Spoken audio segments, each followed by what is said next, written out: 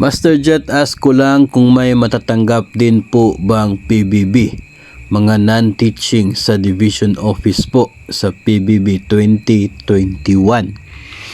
Isa po sa palagi nating inaabangan na update sa PBB ay ito pong para sa mga non-teaching personnel na division based ng DepEd. Kasi nga eligible naman po yung DepEd as an agency at palagi na po talagang nauuna sa release ng PBB ang mga school-based personnel na DepEd. Kabilang po dyan yung mga guro. Now since para pong hanggat yung mga naalala ko po ng mga taon sa PBB ay talaga pong inuuna yung release ng budget para sa mga school-based personnel. At sumusunod po yung mga division-based personnel, tapos yung mga nasa regional office naman, tapos finally panghuli po na binibigyan ng PBB sa DepEd ang mga nasa central office. Doon sa tanong kung may matatanggap ba ng PBB 2021 ay dapat po na meron. Kasi bahagi naman po tayo ng DepEd. Maliban na lamang doon sa mga iilan na mga personnel o kaya ay mga sakop ng ibang opisina ng DepEd na identified bilang excluded or hindi po kasali.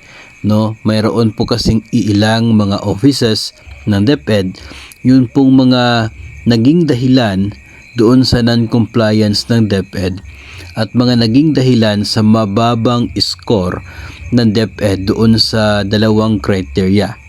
I guess yun po yung sa client satisfaction at dito po sa isa pang criteria, siguro sa performance yata yun.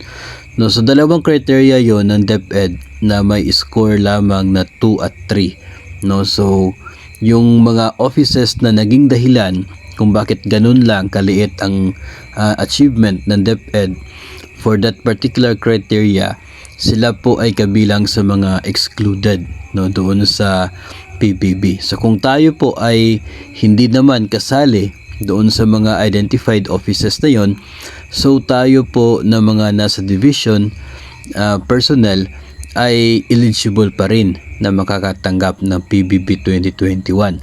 Ang tanong lamang sa ngayon ay kung kailan. Yun ang hindi po natin masasagot at palagi po nating minomonitor, tinitingnan po sa SARO releases ng DBM.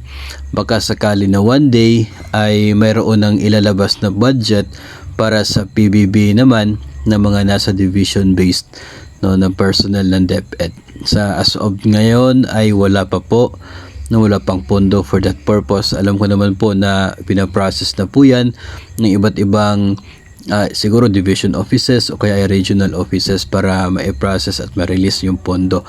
Pero so far ay wala pa po talaga. At hindi din po natin masasagot kung kailan darating yon, kasi wala po tayong connections doon. So mag-aabang na lamang po tayo, pero doon po sa tanong kung makakatanggap ay naniniwala po tayo na makakatanggap. Naniniwala po ako na mayroon po tayo makukuhang PBB dahil hindi naman po sinabi na yung mga division based personnel ay wala makatatanggap. Iilan lamang yung hindi makakakuha ng PBB na ito. As long as tayo ay hindi kabilang sa identified offices na excluded, then tayo po ay mananatiling eligible. So maybe one of these days ay darating po yung pondo. Abang-abang na naman po tayo at patuloy po natin yung i-monitor para maibahagi po natin sa inyo if ever po na nandyan na yung pondo for that PBB 2021 ng mga division based personnel ng DepEd.